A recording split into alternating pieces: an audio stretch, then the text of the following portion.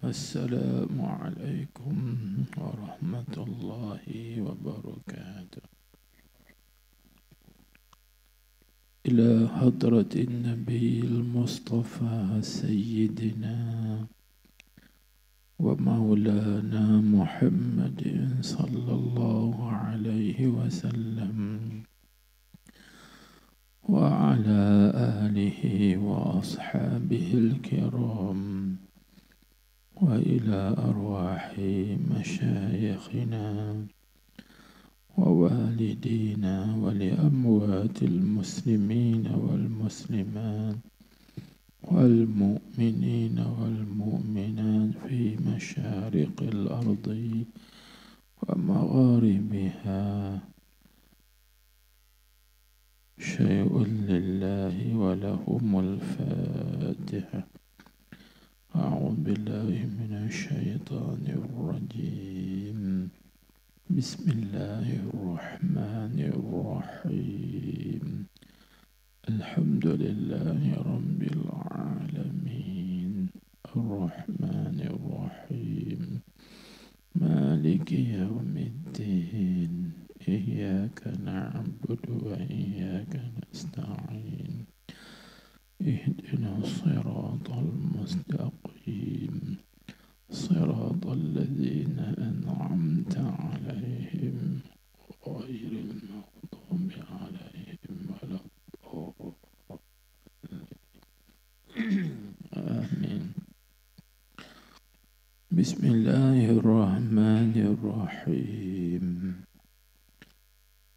الحمد لله رب العالمين، والصلاة والسلام على أشرف الأنبياء والمرسلين سيدنا ومولانا محمد المبعوث رحمة للعالمين، وعلى آله وصحبه أجمعين. سبحانك لا علم لنا إلا ما علمتنا إنك أنت العليم الحكيم. رب اشرح لي صدري ويسر لي أمري واحلل عقدة من لساني يفقه قولي. اللهم صل على سيدنا محمد الفاتح لما أغلق والخاتم لما سبق ناصر الحق بالحق والهادي إلى صراطك المستقيم وعلى آله حق قدره ومقداره العظيم. صلاة تفتح لنا بها أبواب الرضا والتيسير، وتغلق بها عنا أبواب الشر والتعسير، وتكون لنا بها وليا ونصيرا. أنت ولينا ومولانا، فنعم المولى ونعم النصير. اللهم افتح لنا أبواب فضلك، وانشر علينا خزائن رحمتك برحمتك يا أرحم الراحمين.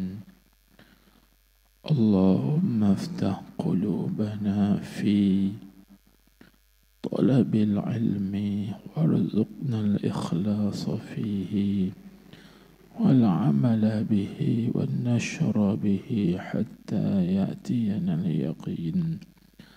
اللهم افتح علينا فتوح العارفين، وفقهنا في الدين، وعلمنا التأويل برحمتك يا أرحم الراحمين، وبجاه سيد الأولين والآخرين. أما بعد، فقال المصنف رحمه الله تعالى ونفعنا به بعلومه وبركاته في الدارين آمين يا رب العالمين. Kata musannif,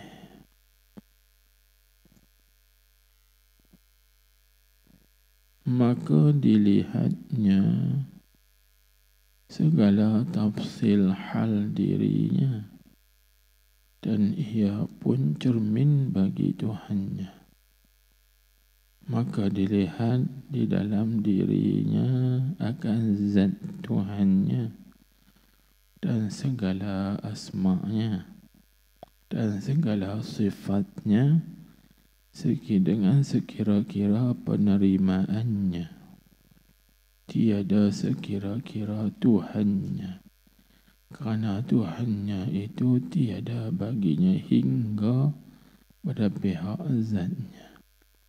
Maka sebab itulah berubah-ubah tajalli Tuhan di dalamnya, sebab berubah penerimaannya dan segala halnya, seperti umpama berubah-ubah rupa di dalam cermin itu, sebab berubah-ubah penerimaan cermin itu juga. Situ kan? Situ.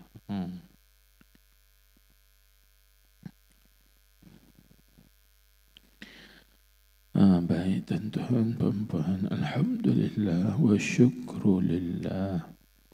Segala puji bagi Allah Subhanahu wa taala, syukur terhadap Allah Subhanahu wa taala dengan curahan cucuran limpahan rahmatnya dapat kita hadir di dalam majlis ilmu pada malam ini dan dapat menyambung balik kembali pengajian kita yang tertunda beberapa kali sebab ada keuzuran. Baik.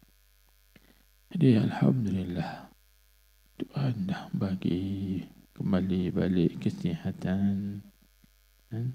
Kita sambung balik insya-Allah. Disambungnya pada katanya, maka dilihatnya segala tafsil hal dirinya. Dia kena ambil tah sikit ni.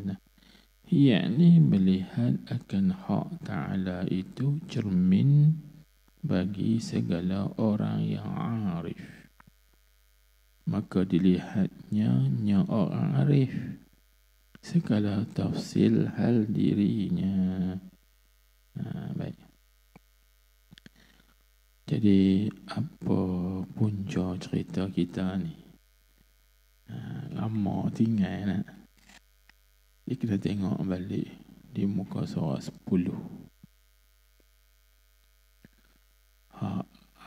Kata Syekh Sadruddin Al-Buni, Khalifah Syekh Muhyiddin Ibn Al-Arabi Qaddasallahu sirrahuma. Itu dia panggil 4 baris daripada atas. Dia kata dulu, wa ra'a nafsahu wa kulla syai'in min wajhin ghairil haqqi wa min wajhin sya'nahu wa min wajhin 'ainahu wa ra'al haqqa mir'atan yara fiha tafasila ahwali 'ainihi. Itu yang kita nak bincang tu. Dia kata wa ra'al haqqa mir'atan dipanjang nak, mir'atan yara fiha tafasila ahwali 'ainihi kama yara 'ainahu mazhara wujudil haqqi. Titik tu atau koma. Kullu zalika fi anin wahidin. Baik. Dan kena faham selagi lagi. Artinya kita duduk dalam perbincangan apa? Martabat apa? Martabat yang ketiga lah. Martabat wahidiyah. Baik. Jadi dia kata kalau tengok segi terjemahnya, dia kata dan dilihat, kan? Dia kata maka dilihatnya orang arif. Tengok balik di muka surat 12. Maka dilihatnya orang arif segala tafsil hal dirinya. Ini pada martabat wahidiyah. Jadi tuan-tuan kenapa ingat balik? Di martabat yang pertama dipanggil martabat ahadiyah. Maka martabat ahadiyah itu kosong. Jangan dia buat dulu dalam orang panggil kosong. Lingkungan tu kosong, tak ada apa. Baik. Kemudian mai pada martabat wahdah. Maka di situ dia buat contoh di sana ada titik. Artinya titik itu isyarat kepada umum. Ijmal. Belum lagi ditafsirkan, didetailkan satu persatu. Dia bila mai di martabat wahidiyah, martabat yang ketiga, barulah ditafsirkan, didetailkan satu persatu. Bila sampai di situ, ini disebut maka dilihatnya orang arif segala tafsil hal dirinya. Tafsil tuan didetailkan hal dirinya satu persatu.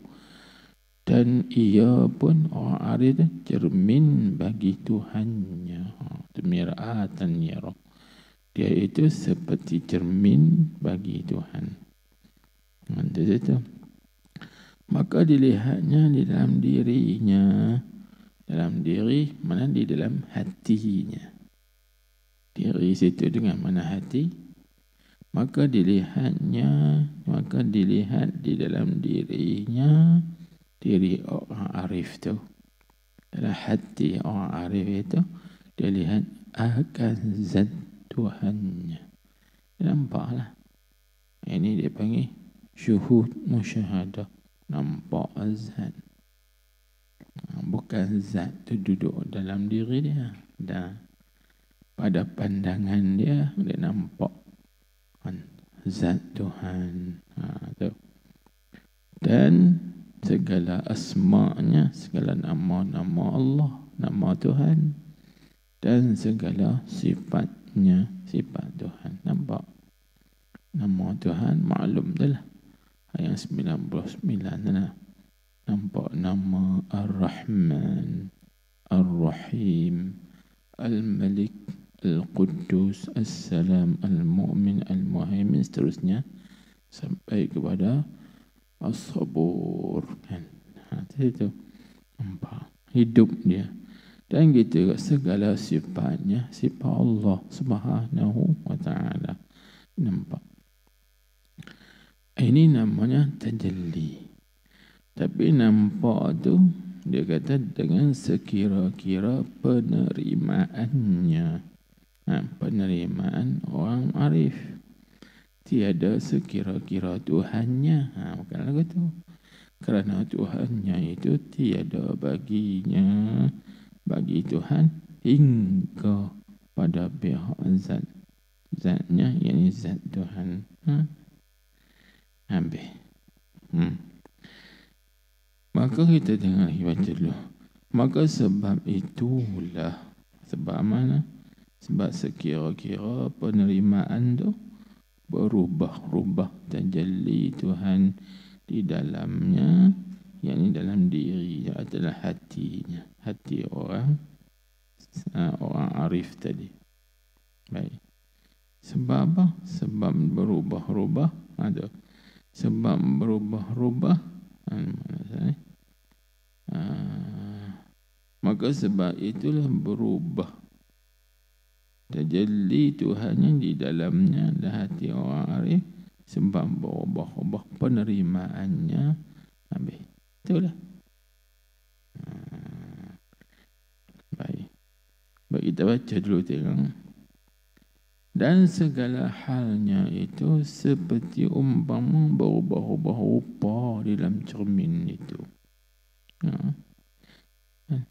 Sebab apa? Sebab berubah-ubah penerimaan cermin itu juga. Zat tu lagu tu juga, tapi penerimaan dia. Payah nak faham dah. Maka terkadang kecil rupanya. Jadi dalam cermin itu sebab kecil cerminnya. Selagi kita buat kesimpulannya. Dan terkadang panjang ia rupa tu. Dengan sebab panjang cerminnya. Dan terkadang bergerak-gerak ia sebab bergerak-gerak cerminnya. Dan terkadang berbalik-balik ia rupa tu. Sebab apabila ada cermin itu di atas atau di bawah. Ini kalau kita orang panggil ikut dagangan. Dagangan ni penerimaan. Contoh kita buat misal lagu ni. Seperti kita ni pergi ke kedai gunting rambut. Gunting rambut. Maka kita nak gunting rambut. Bila gunting rambut, tuan-tuan tengok. Di kedai gunting rambut tu cermin ada berapa? Cermin ada berapa? Depan kita ada cermin. Belakang kita ada cermin. Kadang-kadang kiri kita pun ada cermin. Di kanan kita pun ada cermin. Bahkan kadang-kadang sebelah atas pun ada cermin. Maka cermin itu menerima rupa kita tu mengikut mana? Penerimaan. Kalau kita duduk sebelah lagu ni, sebelah kiri, cermin tu sebelah kanan, maka dia terima mengikut penerimaan. Macam itulah orang panggil kita lihat dalam diri kita, diumpamakan begitu. Ni atas penerimaan seseorang.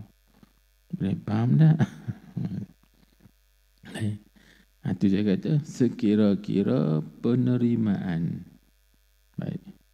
Kemudian dia kata dan terkadang berbetulan kanan dengan kanannya.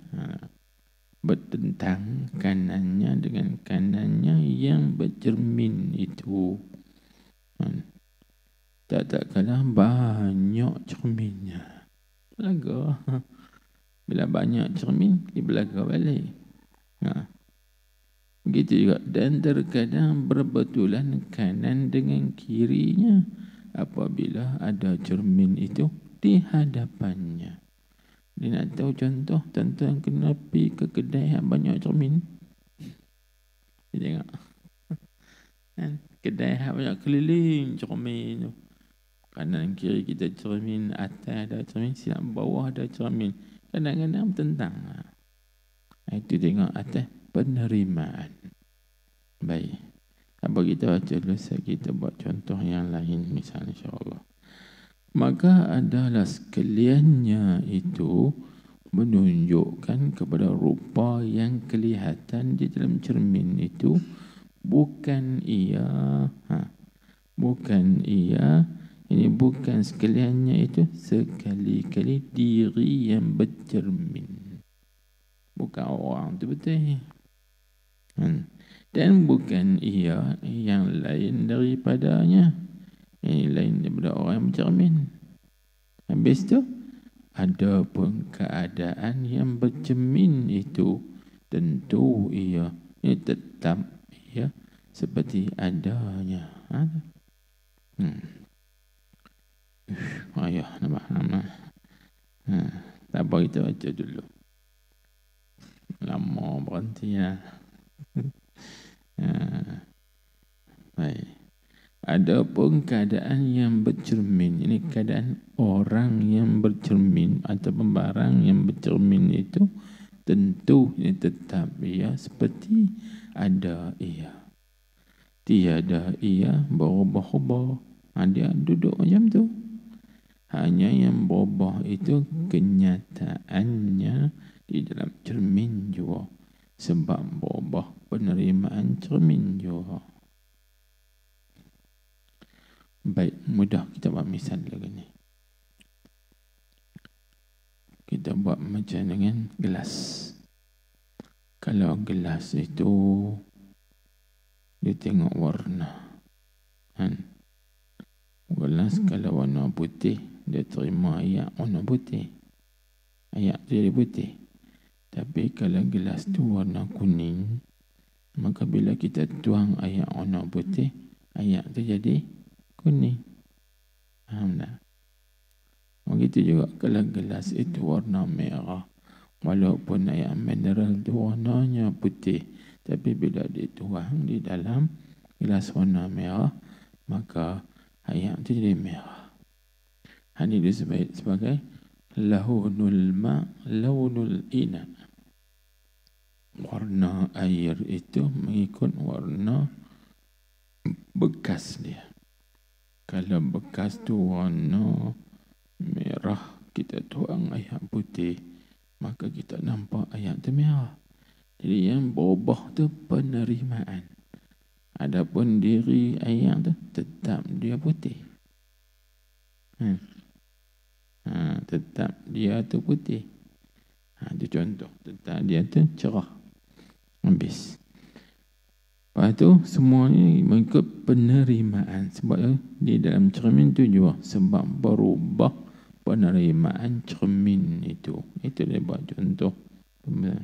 Demikianlah hendak kita misalkan dia, dengan tiada tashbih, tiada menyerupai akan tajalli hak Ta'ala pada hambanya. Berbagai-bagai ia tajalli itu, bermacam-macam. Baik. Dengan sekira-kira penerimaan hambanya. Tak nak buat macam mana lagi? Kita buat misal. Baik, kita ambil contoh. Seperti seorang itu kita nampak dia sihat. Dan seorang yang lain kita nampak dia sakit. Dan seorang yang lain pula kita nampak dia ni kaya. Seorang yang lain pula kita nampak dia itu miskin. Dia adakah tu panggil tajalli Allah Subhanahu wa Ta'ala yang menunjuk di atas kata sifat Tuhan. Tuhan tajallikan asma' dia pada seorang tu. Contoh, kita buat misal, iaitu kita nampak seorang itu bersifat dengan pemurah. Seorang itu pula bersifat dengan penyayang. Jadi penerimaan seorang itu, Allah itu tetap Allah satu, maka hamba itu tetap hamba. Dia tak berubah. Cuma yang zahir itu Tuhan mentajallikan dan seorang itu mengikut atas penerimaan. Payah juga nak faham kan? Maka kita tengok perkataan ni. Maka dengan inilah berkata Arif Billah Ahmad Al-Qushashi rahimahullahu ta'ala. Ahmad Qushashi ni salah seorang daripada Arifin. Orang yang arif, orang yang mengenal Allah Subhanahu wa ta'ala, iaitu al-wujudu wahidun. Bizzati wa muta'addidun bin nisabi wal idafati. Al-wujud wahidun. Al-mawjud, al-wujudu wahidun. Al-wujud dengan makna mawjud. Al-wujudu wahidun bizzat wa muta'addidun bin nisabi wal idafat. Artinya yang mawjud itu, dia panggil wujud dengan makna mawjud. Yang mawjud itu, yakni Tuhan yang ada itu. Mawjud, Tuhan yang ada itu. Asa ia Tuhan dengan zatnya. Dia satu saja. Tapi yang berbilang-bilang itu, yang muta'addin itu, yang berbilang-bilang itu, segala bangsanya. Dia panggil segala bangsanya dan sandarnya juga. Nampak apa-apa. Baik. Yang ni apa kita sebut? Contoh, kita buat misal dulu ni lah. Kita kata nama Allah Subhanahu wa ta'ala itu 99 kan. Jadi nama ni biasanya dipanggil ma al-ismu ma dalla ala zat. Nama itu ialah perkara atau barang suatu yang menunjuk di atas zat. Jadi bila nama Allah Ta'ala itu 99, adakah zat Tuhan itu 99? Adakah zat Tuhan itu 99 juga? Tidak. Zat Tuhan itu satu. Zat Tuhan itu satu. Semuanya satu. Lepas tu dia zahir nampak ni penyayang atau Ar-Rahman pemurah. Nampak murah Allah. Saya ingin nampak penyayang Allah. Saya ingin nampak ampunan Tuhan. Saya ingin nampak pengampun pemaaf Tuhan. Itu orang panggil nisbah bagi nama. Ataupun orang panggil sifat-sifat dia. Zatnya satu. Dia tu juga. Dan dia satu. Macam yang kita buat contoh misal. Kita ni orang panggil apa? Orang panggil kita orang pemurah, orang pendermawan, orang panggil orang penyayang, panggil orang yang pemaaf, panggil orang yang bagus. Jadi adakah nama pemaaf, penyayang, bagus itu zat dia lain-lain? Tak, zat tu juga. Zat tu satu, tapi muta'addid tu nisbah dengan idhafat. Sandaran, sandar kepada maaf, maka dia namanya pemaaf. Bila disandarkan kepada murah, maka dia panggil orang yang pemurah. Bila disandarkan kepadanya itu seorang yang kasih, pengasih, maka dinamakan dia pengasih. Walau zat tu juga. Nah, zat yang sama juga. Zat dia satu. Baik. Maka kita boleh buat contoh yang lain pula. Kan? Contoh yang lain, kita orang panggil Pak Long. Kita juga orang panggil Pak Ngoh. Pak Long, Pak Ngoh lagi. Pak Cik. Kita juga orang panggil Pak Cik. Kita juga orang panggil Pak Su. Pak sekali. Kan? Tapi zat kita ada keempat. Zat kita satu juga. Kita juga Pak Long, kita juga Pak Su, kita juga Pak Ngoh, kita juga orang panggil Pak Cik. Zatnya satu. Kita juga. Pasal apa orang panggil gitu? Kerana i'tibar penerimaan. Ini kita bincang. Kerana i'tibar penerimaan. Dengan mana Pak Long? Sebab ditilik kepada dia anak sulung. Dia anak sulung. Tilik dia kata, i'tibar penerimaan dia anak sulung. Pasal pula orang panggil Pak Ngoh? Kerana dia berkahwin dengan isteri dia. Isterinya tu anak menakan belah dia panggil Mak Ngoh. Maka kita panggil Pak Ngoh. Pasal apa pula orang panggil Pak Cik? Kerana dia anak kecil kan. Dan dia iktibar kepada isterinya yang nombor 2 kahwin dengan makcik. Nombor 2. Pasal apa orang panggil pula Pak Su? Iktibar isteri yang nombor 3. Isteri yang tu panggil Mak Su, maka orang panggil dia Pak Su. Lepas tu Pak Su, Pak Ngoh, Pak Long, Pak Cik ni zat yang lain-lain kan? Dia panggil wahidun bizzat. Itu sebut tadi. Al-wujud wahidun bizzat. Zatnya satu. Tapi penerimaan dia yang banyak muta'adin bin nisab. Nisab tu nisbah. Nisbah dia anak sulung nang panggil dia Pak Long. Nisbah pula dengan yang kedua orang panggil dia Pak Ngoh. Kerana dia berkahwin dengan isterinya, orang panggil dia mak ngah. Dia panggil dia pak ngah. I'tibaq pakcik kita siapa kita buat tadi? I'tibaq paksu. Tu orang panggil nisab. Nisabi wal idhafah. Ditilik kepada.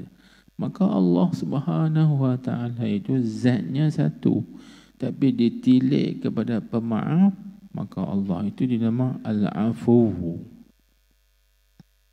Zat Allah itu satu, tapi ditilik kepada pengampun, maka Tuhan itu kita panggil Al-Ghaffar atau Al-Ghafur. Al-Ghaffar atau Al-Ghafur. Itulah juga tilik kepada penyayangnya Allah Ar-Rahim, pemurahnya Ar-Rahman dan sebagainya sampai 99. Tapi zat Tuhan satu. Panggil Al-Wujud Wahidun. Zat yang mawujud itu satu sahaja. Baik. Jadi dalam diri kita ni kita boleh nampak tafsilnya satu persatu. Itu secara tafsilnya. Kalau secara umumnya Allah. Tapi sebab Allah itu isim jami' yang menghimpunkan bagi semua nama-nama dan juga semua sifat-sifat Allah Subhanahu wa taala. Ini dia nak hurai perkataan tu ya. Syekh Sadruddin Al-Buni, khalifah bagi Syekh Muhyiddin Ibn Al-Arabi radhiyallahu anhuma. Baik. Itu isyarat kepada apa? Isyarat pada martabat wahidiyah. Tengok balik. Martabat wahidiyah tu ibarat bagi ta'alluq sifat ilmu akan segala yang mawujud ini atas jalan tafsil dan jalan detail satu persatu. Baik. Boleh faham kan? InsyaAllah tu konja. Jadi begitulah juga. Tuhan perzahirkan kepada kita ini sakit, sihat, kaya, miskin. Itu kerana Allah Subhanahu wa taala nak memperkenalkan kepada kita ni sifat-sifat dia. Itu yang Syekh Ibnu Athaillah sebut dalam kitab dia Tajul Arus Al-Hawi li Tahdzibin Nufus, qaddara laka as-sihhah qaddara laka as-sihhata wal marada wal ghina wal faqra liyu'arrifaka bi awsafih. Allah Ta'ala mentakdirkan, menentukan kepada engkau itu sihat, menentukan kepada engkau itu sakit, dan mentakdirkan kepada seorang itu kaya, fakir, miskin, kerana Allah Ta'ala nak memperkenalkan kepada engkau itu akan sifat-sifat dia. Itu sifat Tuhan. Hati yang disebut ni tapasil dalam dirinya. Kita nampak zat Tuhan yang disebut kan, dilihatnya akan zat Tuhannya dan segala asma'nya dan segala sifatnya, tapi semua tu dengan sekira-kira penerimaan. Tengok terima Al-Quran. Baik. Jadi mungkin kita tak faham lagi. Kita kembali balik kepada maksud. Kerana ma'rifatul maksud minal aham. Mengetahui maksud tujuan itu penting. Kembali balik kepada apa maksud kita mempelajari martabat 7. Ada maksudnya. Kita panggil maksud, apa maksud tujuan kita mempelajari ilmu ni. Ilmu martabat 7 ni. Ini maksud balik. Maksudnya ada 3 dulu kan, jangan lupa. Yang pertama maksudnya untuk kita mengenal kedudukan alam. Baru kita tahu, kedudukan alamnya lagu ni, ikut tertib dia. Dulu tak ada, lepas tu ada. Kedudukan alam, kejadian alam. Untuk mengetahui kedudukan kejadian alam. Kemudian maksud yang kedua, kita belajar ini ialah untuk nak mengenal siapakah pencipta dia. Pencipta dia. Siapa pencipta Tuhan? Siapa yang berhak menjadi pencipta? Orang pencipta alam ini. Itu dua. Ini yang ketiga ni. Bila kita tahu dah kedudukan alam ini dan kita kenal siapakah yang layak menjadi penciptanya, maka yang ketiga tujuannya adalah nak musyahadah. Nak musyahadah, nak muraqabah. Iaitu kita nak memandang dalam mata hati kita ini akan Allah. Itu maksudnya. Itu maksud daripada kita belajar. Di sini ada maksud. Maka kita nampak dalam diri kita akan zat Tuhan. Nampak kewujudan Allah. Bagi kita nampak akan segala asma'nya, nama-nama Allah. Bagi kita nampak juga segala sifat-sifatnya, sifat Allah. Yang Tuhan tajallikan di dalam hati kita ini. Baik. Hati orang arif lah. Maksud hati orang-orang yang mengenal Allah Subhanahu wa ta'ala. Baik. Itu situ. Itu boleh ke kesimpulan dah. Baik. Maka kita tengok lagi. Itu dia panggil sebelum daripada zuhurnya alam ini. Baik. Kalau kita nak bincang pula selepas daripada zuhurnya alam ini, ada pun ini muqabil bagi kata sebelum zuhur. Sebelum zuhur ni sebelum timbul. Ini pun kita kena faham dua perkara. Tentang yang pertama tentang kena faham istilah subut dan satu lagi zuhur. Bukan zuhur. Zuhur itu sebenarnya zuhur. Ini zuhur. Zahawara. Zuhur. Kita kena faham subut dan zuhur. Faham istilah ni. Dia apa subut, apa zuhur. Subut iaitu suatu perkara yang sabit tetap dalam ilmu Tuhan. Dia panggil subut. Itu sabit dah dalam pengetahuan Tuhan. Atau sebut ma fi ilmillah. Suatu yang sabit atau tetap dalam ilmu Allah Subhanahu wa ta'ala. Maka hak tetap dalam ilmu Tuhan ni orang panggil yang tu tanjizi apa? Tanjizi qadim bagi sifat ilmu. Itu kaji balik. Itu lulus dah pada masa sedia kala lagi pengetahuan Tuhan. Benda ni nak ada, hak ni tak ada, yang ni lagu mana lagu, semua dah lulus. Itu panggil subut. Tetap dah. Maka hak semua yang subut itu bila sampai masa yang Tuhan kenaki, maka Tuhan kan zuhurkan. Zuhur tu maksud Tuhan pozohirkan satu persatu, satu-satu bila sampai masa yang Tuhan tentukan dah, seperti mana yang ditentukan dah di azali. Itu memang zuhur. Hak Tuhan tentu dah. Kan? Ini macam ni. Macam malam kita malam ni, mula balik itu cuti banyak kerana ada keuzuran. Ini bagi hak Tuhan zuhurkan hak yang dah sabit di azali. Dan hak yang dia tetap dah tentu dah di azali. Ini namanya zuhur. Maka orang sufi juga panggil mazahir. Itu istilah-istilah tak kena faham. Mazahir. Mazahir jamak taksir daripada mazhar. Isim makan bagi zahara. Zahara tu zahir timbul. Maka mazhar tempat timbul, tempat kenyataan. Jadi Tuhan perzahirkan apa yang dia tahu dan apa yang dia tentu dengan sifat iradatnya di azali. Maka zahirlah malam ni. Itu panggil mazhar. Iradat qudrat Allah, mazhar ilmu Allah.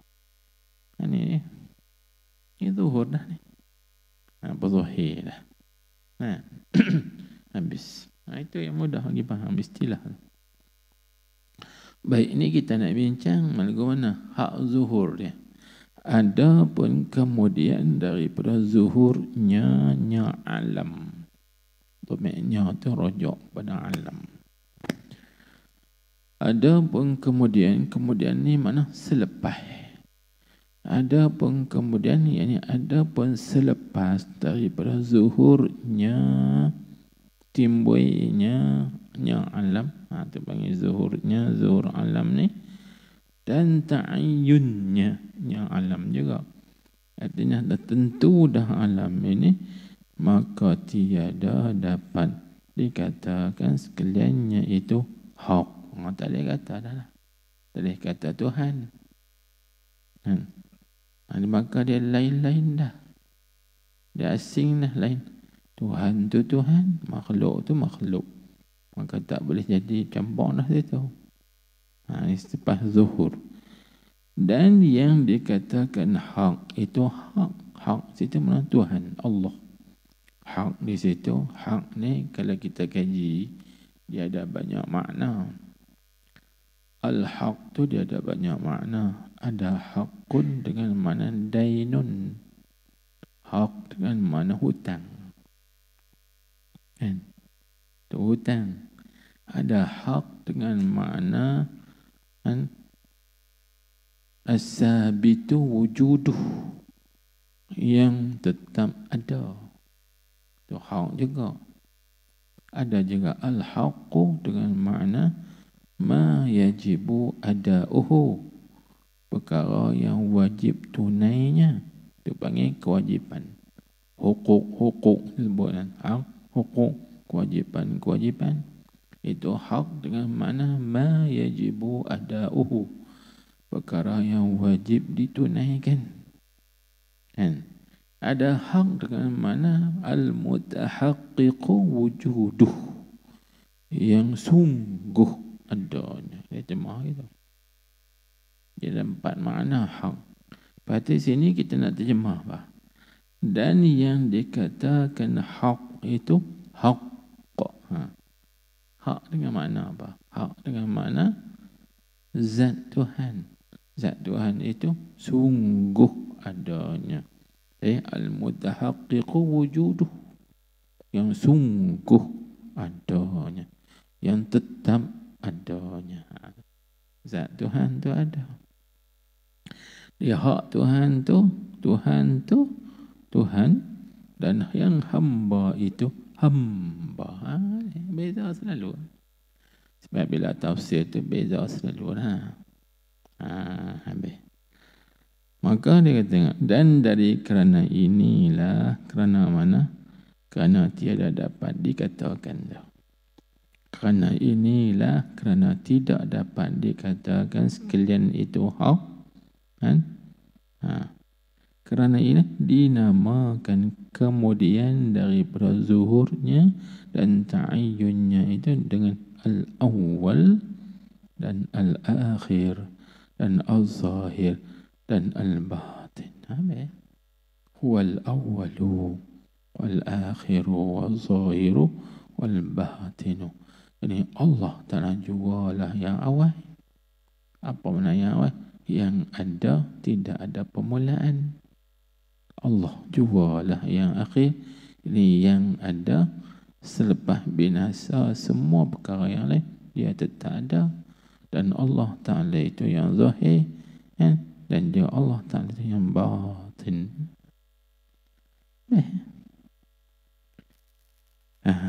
Tengok kata. Dan adalah ia Allah Ta'ala tu awal. Pasal apa nak kata Allah Ta'ala tu al-awwal, huwal awwalu, dia yang awal. Yang ni dengan nisbah kepada zuhurnya. Dengan nisbah kepada zuhur dia. Ini awal tu mana apa? Dengan mana qadim, sedia kala. Itu situ pada zuhurnya dengan sebab syu'un bagi syu'unnya, kelakuannya. Itu terjemah dah tu. Syu'un tu Arab dia, kelakuannya. Di situ. dan af'alnya dan ahkamnya juga. Ada tilik pada situ. Bukan nisbah pada zatnya. Faham tak? Bukan nisbah kepada zat. Jangan kita, oh zat Tuhan ni dulu tak ada, lepas tu mula bawa. Bukan lagu tu. Zat Tuhan tu tak ada permulaan. Tapi zuhur tu, orang panggil nisbah apa? Kita panggil nisbah, dia buat kerja, bahasa mudah, buat kerja. Nisbah lah. Baru buat. Kan kita kembali balik kepada martabat ahadiyah. Daripada martabat ahadiyah ada zat Tuhan semata-mata, panggil zatul buhti, zat Tuhan semata-mata. Pada masa tu sifat tak ada lagi. Dah, bukan. Sifat tu ada, tapi belum lagi buat kerja. Ada. Sifat tu ada, dia tak tentu lagi. Lepas tu baru menentukan. Maka nak tentu tadi, dia kaitlah terhenti atas ilmu. Nak tentu kena tahu. Ini kira ta'aqul akal saja. Pada ta'aqul akal saja. Tuan-tuan kena minta bertolong dengan ilmu usuluddin sama. Ilmu tauhid sama. Itu nak fahami je. Baik. Itu dia kata situ kan. Dia kata ditilik nisbah tu panggil nisbah zuhud dengan sebab syu'un kelakuannya dan af'alnya dan ahkamnya juga. Bukan nisbah pada zatnya. Pasal apa dia kata bukan nisbah pada zat? Kerana zatnya, zat Allah itu tiada baginya bagi zat awal. Tak ada. Zat Tuhan bukan bagi ada permulaan. Sagi kita kata, oh Allah Ta'ala tu kan huwal awal. Dia yang mula. Bukan dia yang mula ada dengan mana dulu tak ada. Kalau gitu. Dia yang mula ada dengan mana ada dia tak ada permulaan. Artinya bukan didahului oleh tiada. Lam yasbiqu adamun. Tidak didahulu oleh ketiadaan. Dulu tak ada. Lepas dia mula ada. Kan bukan mana gitu. Kan? Yang tidak ada permulaan dengan dia ada dia tidak ada permulaan. Itu orang panggil wujuduhu bilabtida'in. Ataupun adamul awwaliyah lil wujud. Ada Tuhan, ketiadaan awal bagi ada. Itu situ. Baik. Kemudian dia kata, tengok lagi. Ini dia agak payah sikit tapi pelan-pelan tak apa, insyaAllah. Dan lagi kita tengok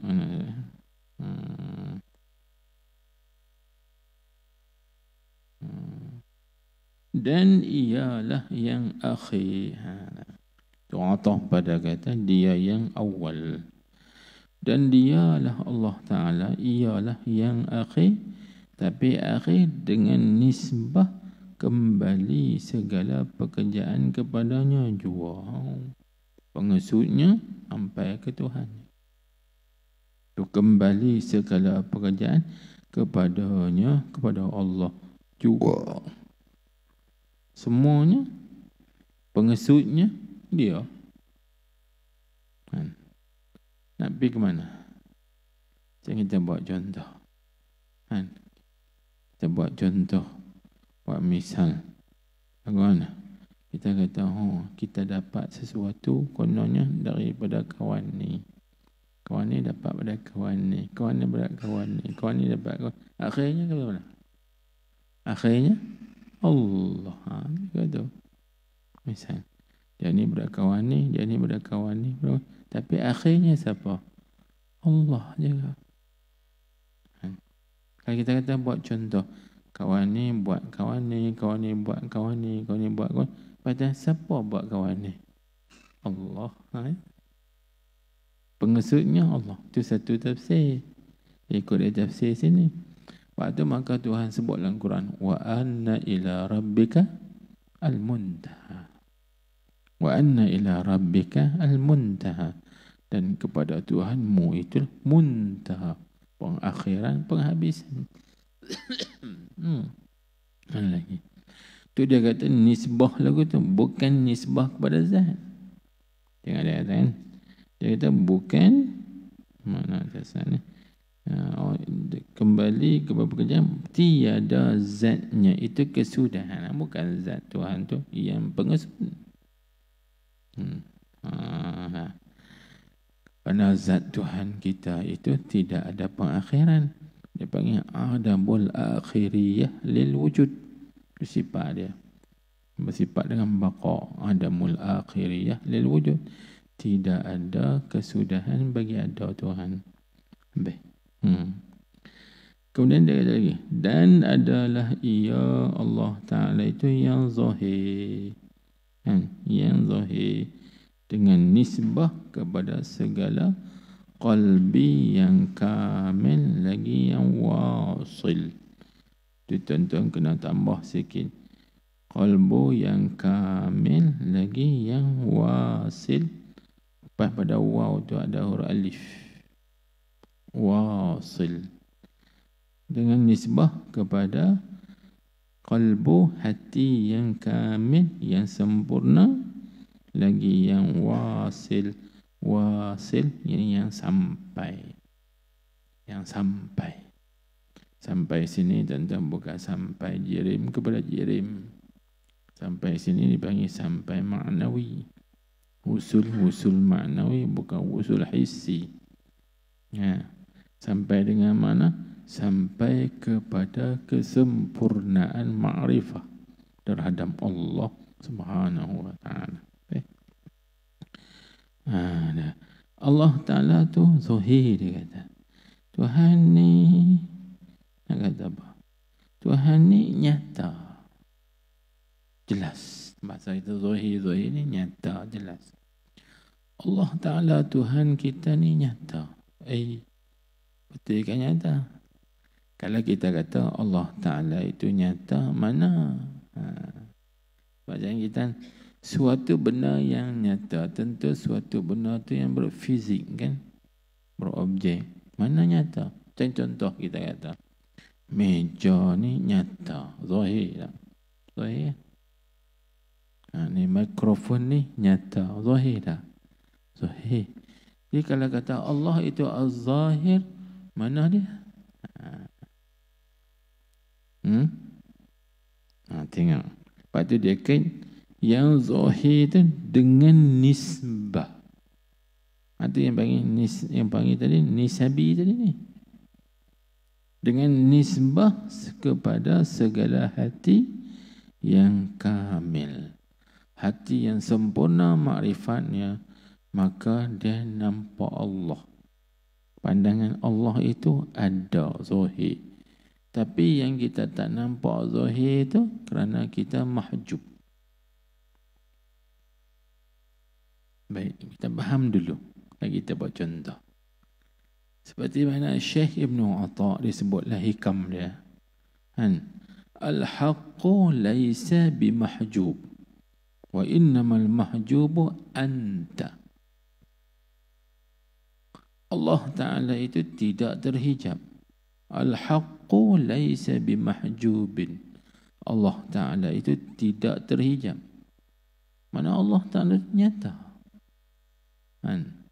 Tapi wa innamal mahjubu anta 'anil nazari ilaihi.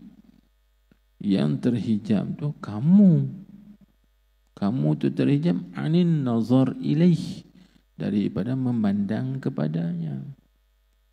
Sebab apa kita kata Allah Ta'ala itu nyata? Tengok Al-Quran Tuhan sebut, sanurihim ayatina fil afaqi wa fi anfusihim hatta yatabayyana lahum annahu al-haqq. Apa arti? Sanurihim ayatina fil afaqi wa fi anfusihim hatta yatabayyana lahum annahu al-haqq. Tak silap surah Fussilat. Tuhan kata, selagi akan kami memperlihatkan kepada mereka sanurihim ayatina, akan tanda-tanda kewujudan kami, akan tanda-tanda keesaan kami, akan tanda-tanda kekuasaan kami, akan tanda-tanda kesempurnaan segala sifat-sifat kami. Itu ayatina. Selagi akan kami memperlihatkan kepada mereka akan tanda-tanda kewujudan kami, akan tanda-tanda kekuasaan kami, keesaan kami, kekuasaan kami, kesempurnaan segala sifat kami, hatta yatabayyana lahum, sehingga nyata bagi mereka annahul haqqu, Allah Ta'ala itu yang sebenar, yakni yang tetap adanya, yang sungguh adanya. Kalau kita maka itu je, kalau Tuhan ada mana tak nampak pun. Kalau Tuhan ada mana tak nampak. Jadi tak nampak tu kerana kita mahjub, kerana kita dihijab, kan? Tapi kalau kita tak dihijab oleh Allah Subhanahu Wa Taala, maka nyata tak? Nyata kerana Allah itu az-zahir. Kerana Allah itu yang nyata, yang zahir. Faham tak? Allah itu nyata, zahir. Tapi siapa kita tak nampak dia? Kerana kita dihijab, didinding, ditutup hati kita. Sebab tu Tuhan kita ni sebut kepada segala qalbin yang kamil. Isbah kepada hati orang yang sempurna makrifat daripada Allah, lagi wasil yang sampai kesempurnaan makrifat daripada Tuhan, maka Allah itu zahir, nyata. Kan? Kita yang tak nampak lah, sebab kita terhijab. Kita dah nampak yang lain. Mana? Mana? Bila kita tengok sesuatu, nampak dah Allah. Seperti mana kata orang arifin, ma ra'aitu syai'an illa wa ra'aitu tullaha qabla syai'. Aku tidak lihat sesuatu kecuali aku memandang Allah sebelum sesuatu. Sebelum aku tengok satu tu, aku nampak Allah dulu. Ini kata-kata ulama sufi. Wa ma ra'aitu syai'an illa wa ra'aitullaha ba'dahu.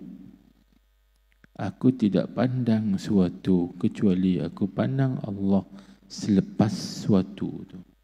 Bila aku tengok langit, aku tak nampak langit, aku nampak Allah pencipta langit.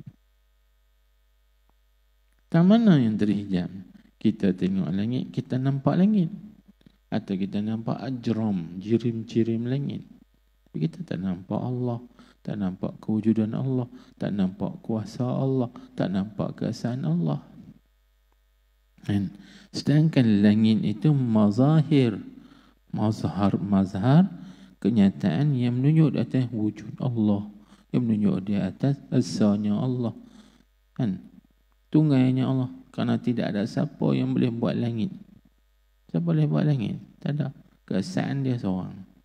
Dan tidak ada siapa kesempurnaan yang boleh buat langit. Tidak ada sebatang tiang pun, tapi tak pernah luruh jatuh atas kepala kita. Walladhi, ayat Quran tu, menjadikan langit, alladhi rafa'as samawati bi ghairi amadin tarawna. Tuhan yang mengangkatkan 7 petala langit tanpa ada sebatang tiang pun. Bi ghairi amadin tarawna, tanpa ada sebatang tiang pun yang kita semua ni tengok pandang. Mana ada batang tiang menungkat langit? Ini menunjuk di atas kamal, kesempurnaan sifat qudrat Allah, sifat iradan Allah. Ini tak nampak lagi. Bagi orang yang hatinya sempurna, maka dia nampak Allah. Allah itu az-zahir. Tapi yang kita tak nampak kerana mahjub. Hati kita dihijab. Ini Syekh Ibn Atta sebut tadi ni. Al-haqqu laisa bimahjubin wa innamal mahjubu anta 'anin nazari ilaihi. Tuhan itu tidak terhijab. Yang terhijab itu engkau. Terhijab daripada memandang kepadanya. Itulah. Di mana az-zahir. Dipanggil Allah itu az-zahir dengan nisbah kepada segala qalbi yang kamil lagi yang wasil. Orang yang sempurna makrifatnya pada Allah atau sempurna syuhud dia, sempurna musyahadah dia pada Tuhan, maka dia nampak Allah itu zahir. Habis. Dan adalah ia, tengok sikit lagi, dan adalah ia Allah itu batin. Allah itu batin, batin ni yang tersembunyi. Batin tu yang tersembunyi, itu nisbah bagi siapa? Tuhan tu batin dengan nisbah kepada segala qalbi yang kafir lagi jahil. Baik. Faham tak? Nisbah kepada hati orang kafir, maka dia tak nampak Allah. Batin tersembunyi. Begitu juga dengan nisbah kepada hati yang jahil, jahil dengan Allah, tak kenal Allah, maka dia tak nampak Allah. Baik. Dia nampak benda lain. Dia nampak benda tu, benda ni. Lebih-lebih lagi benda yang mahsus. Benda yang zahir dengan indera, panca indera mata. Kata benda tu. Kalau berlaku satu perkara, pasal kawan tu, pasal kawan ni, dia terhijab, dia boleh nampak Allah Subhanahu wa ta'ala. Sebab tu tuan-tuan, orang mukmin yang sempurna syuhud dia, makrifah dia pada Allah, maka dia tetap tenang. Cuba tengoklah hadis sahih Muslim. Nabi kita Muhammad sallallahu alaihi wasallam bersabda. Nabi kata, "Ajaban li amril mu'min. Ajaban li amril mu'mini in asabathu sarra'an syakara fakana khairan lahu wa in asabathu dharra sabara fakana khairan lahu." Ya. Ajib, ku heran aku bagi pekerjaan orang mukmin. Ajib, heran orang mukmin. Mukmin mana ni? Maka ulama bahas ajaban li amril mu'min, alif lam. Pada kata al-mu'min itu panggil al lil kamal. Al alif lam tu lil kamal. Mana amran ajaban li amril mu'mini ail mu'minil kamili imanuh. Kan? Artinya mukmin yang sempurna imannya, sempurna makrifatnya pada Allah Subhanahu wa ta'ala. Mukmin tu jika ditimpa perkara yang seronok, in asabat usarra, jika ditimpa atau jika kena kepada dia itu benda yang menyeronok, fasyakara, maka dia syukur. Dan dia dapat kesenangan, dia sihat, dia syukur. Fakana khairan lahu, maka syukur itu baik untuk dia. Wa in asabathu dharra'u, kalau dia ditimpa perkara yang memberi mudarat, sakit, susah dan sebagainya, sabara, maka dia sabar. Fakana khairan lahu, sabar itu baik untuknya. Ini dua-dua baik belaka. Kalau dapat benda yang baik, dia syukur, maka syukur itu baik. Kalau dia ditimpa benda mudarat, benda sakit, susah, maka dia sabar. Maka sabar itu dia baik. Artinya dua-dua dia baik. Apa punca dia baik? Kerana semuanya dia memandang datangnya baik dan buruk itu dari Allah. Ini rahsia dia. Kita ni kadang-kadang kita sakit, pasal hang aku sakit ke ni? Nampak hang. Pasal kawan tu aku sakit lagu ni. Pasal kawan tu, pasal kawan ni, pasal tu, pasal ni. Tu aku sakit. Kalau tak pasal aku tak sakit. Kan tu. Ini mahjub. Maka Allah di situ ketika tu dia batin. Batin tersembunyi, terlindung pada hati dia. Tak dapat syuhud, tak dapat musyahadah. Faham? Tapi bila dia nampak tu zahid, nampak Allah itu zahid, maka dia pandang Allah. Semua datang daripada Allah, maka dia terima dengan elok, dia tenang. Ini yang Nabi sebut ni. Ajaban, ajib, menakjubkan li amril mu'min. Allah Akbar. Itu mu'min, tenang ya mereka. Inilah faedah kita pelajari cara konsep martabat 7 ni. Maksud dia tu nak musyahadah Allah, nak muraqabah Allah. Bukan lain nak. Bila kita faham benda ni. Baik, tengok lagi. Dan tengok. Dan adalah ia zahir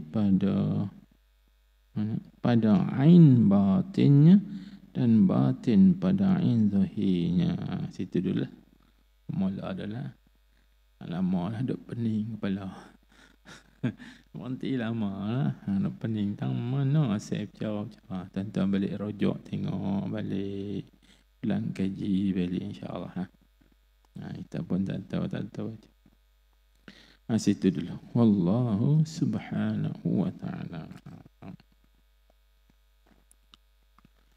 سبحانك اللهم وبحمدك أشهد أن لا إله إلا أنت أستغفرك وأتوب إليك.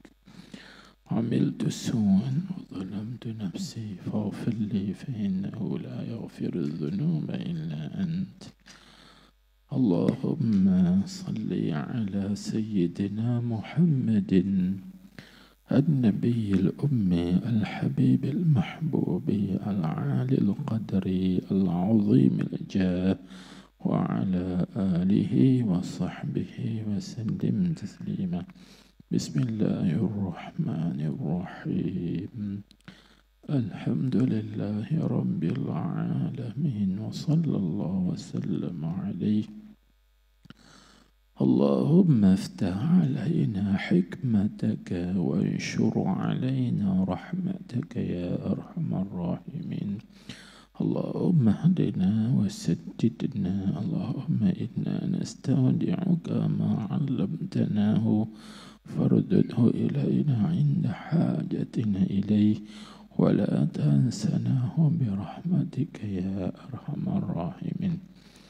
اللهم إنا نسألك علم الخائفين وإنابة المخبتين وإخلاص الموقنين وشكر الصابرين وتوبة الصديقين.